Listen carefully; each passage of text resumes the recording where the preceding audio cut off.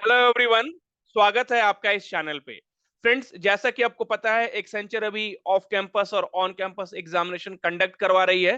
तो आज के इस वीडियो में जो एक्सेंचर के लेटेस्ट एक्चुअल क्वेश्चन है वो सॉल्व करेंगे। एंड ये सारे क्वेश्चन 9 अगस्त 2023 को पूछे गए हैं। स्टार्ट करते हैं हम लोग क्वेश्चन नंबर 1 से। तो यहाँ पे आपके एक्चुअल क्वेश्चन है, ये आपको पूरी तरह से विजिबल ना हो इसलिए मैंने यहाँ पे टेक्स्ट में भी लिख दिया है। A function which calls itself is called a. तो फ्रेंड्स यहाँ पे चार ऑप्शन दिए गए हैं, आपको जो करेक्ट ऑप्शन है वो चुनना है। तो एक फंक्शन जो है अगर खुद को कॉल करता है उसको हम लोग रिकर्सिव फंक्शन बोलते हैं। जैसे मान लो आपने यहाँ पे एक इंट रिकर्सिव, राइट। तो इंट रिकर्सिव आपने एक फंक्शन लिया रिकर्सिव, राइट। एंड फिर आप उसको रिटर्न वगैरह करने के बाद फिर से आप जो है उसको कॉल करते हो। तो ये फंक्शन अगर एक फंक्शन जो है अगर खुद को कॉल कर रहा है इसका मतलब है कि वो एक रिकर्सिव फंक्शन होता है। और यहाँ पे ऑप्शन सी जो क्या है वो करेक्ट आंसर हो जाता है, मतलब रीअकर हो रहा है, राइट। तो आप ऐसे भी समझ सकते हो, लाइक रीअकर हो रहा है। अगर कोई चीजें क्या है बार बार अकर होती है, कोई चीजें अगर बार बार अकर होती है तो उसको हम लोग बोलते हैं recurring, right.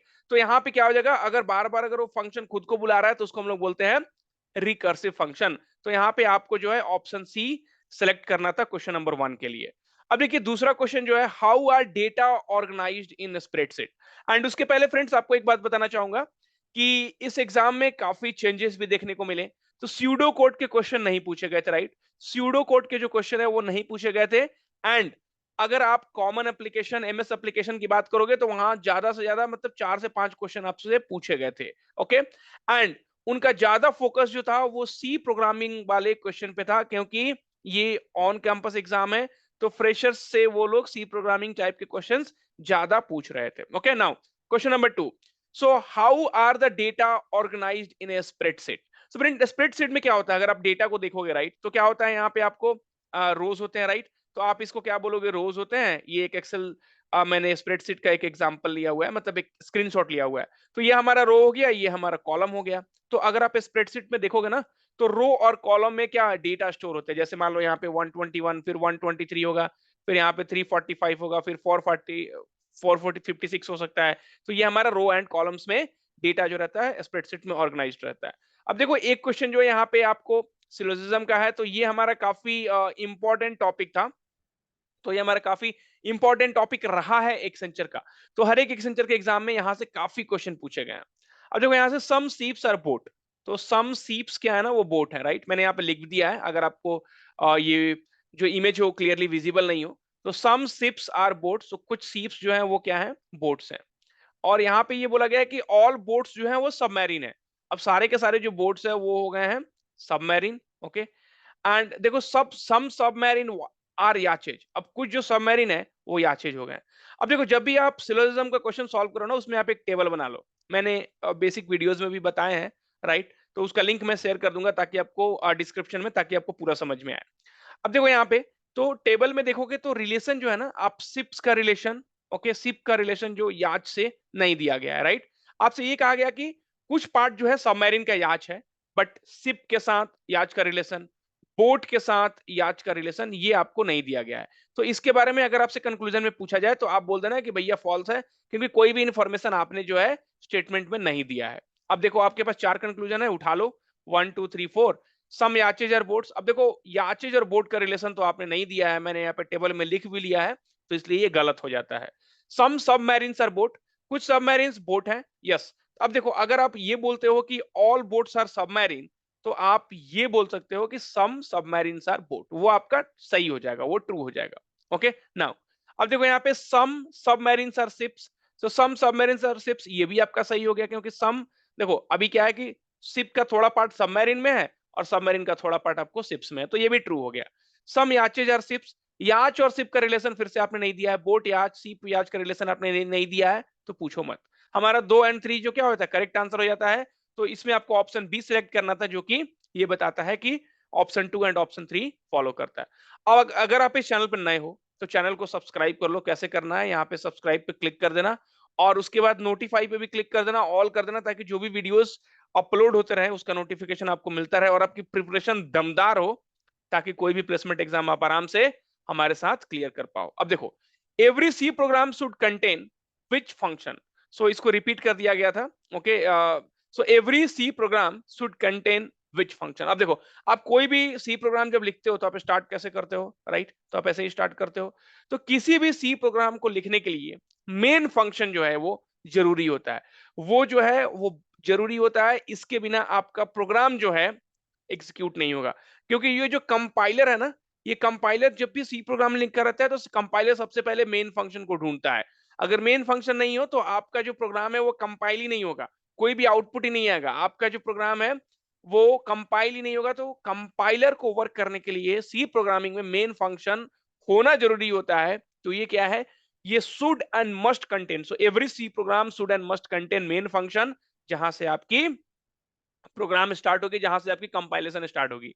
Find the odd one, यहाँ पे आपको ऑड वन फाइंड आउट करना है। देखो, बनाना हुआ, मैंगो हुआ, कैशू हुआ और गुआवा हुआ। अब देखो, बनाना हुआ, मैंगो और गुआवा, राइट? तो ये जो हमारा क्या हो गया, फ्रूट हो गया, राइट? एंड कैशू, कैशू भी हमारा फ्रूट ही है, लेकिन कैशू क्या है, ड्राई फ्रूट है। तो कैशू हमारा क्या हो गया, ड्राई फ्रूट हुआ, राइट? ड्राई फ्रूट हो गया।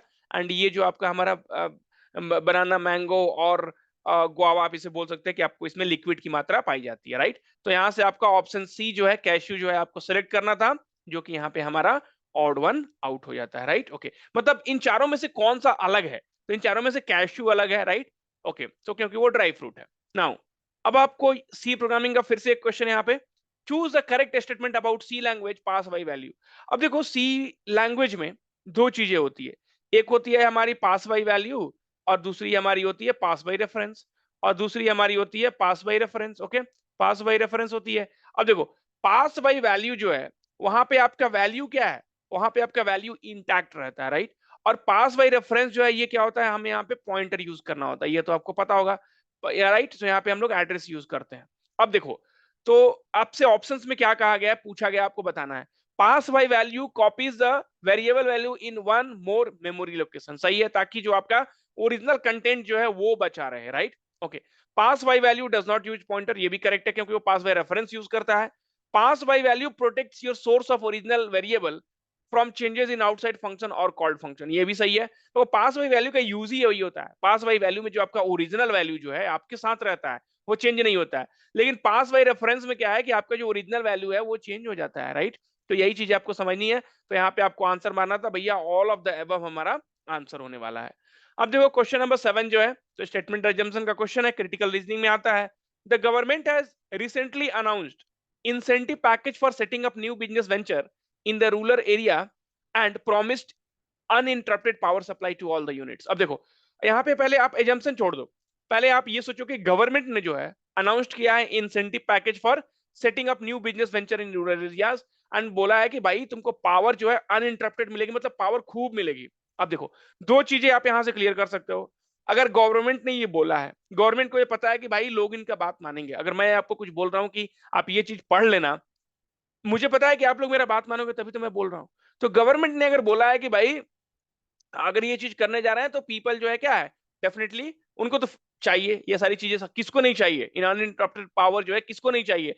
तो लोग जो है क्या खुश भी होंगे, गवर्नमेंट के डिसीजन का वेलकम भी करेंगे, और उनको पता है गवर्नमेंट ने कहा है, तो अगर बोला है कि 24 घंटा देंगे तो कम से कम 20 घंटा तो जरूर देंगे, क्योंकि गवर्नमेंट एक इसमें थोड़ा सा कम ही चलता है, राइट? ओके, और गवर्नमेंट ने अगर बोला है कि अनइंटरप्टेड पावर सप्लाई दूंगा, इसका मतलब है गवर्नमेंट ने कहीं ना कहीं से इसका इंतजाम किया हुआ है। दो चीजें तो बहुत क्लियर है कि अगर गवर्नमेंट ने बोला है कि मैं पावर सप्लाई दूंगा, तो इंतजाम पक्का है, एंड लोग इसको जरूर मानेंगे।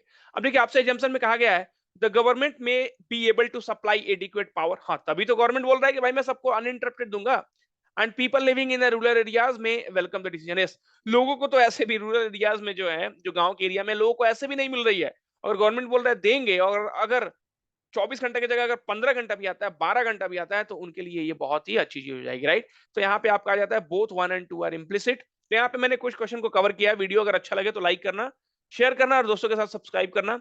अब आपकी प्रिपरेशन जो है इस पार्टिकुलर चैनल पे हिंदी में मैं करवाऊंगा। Thank you, take care and all the very very best.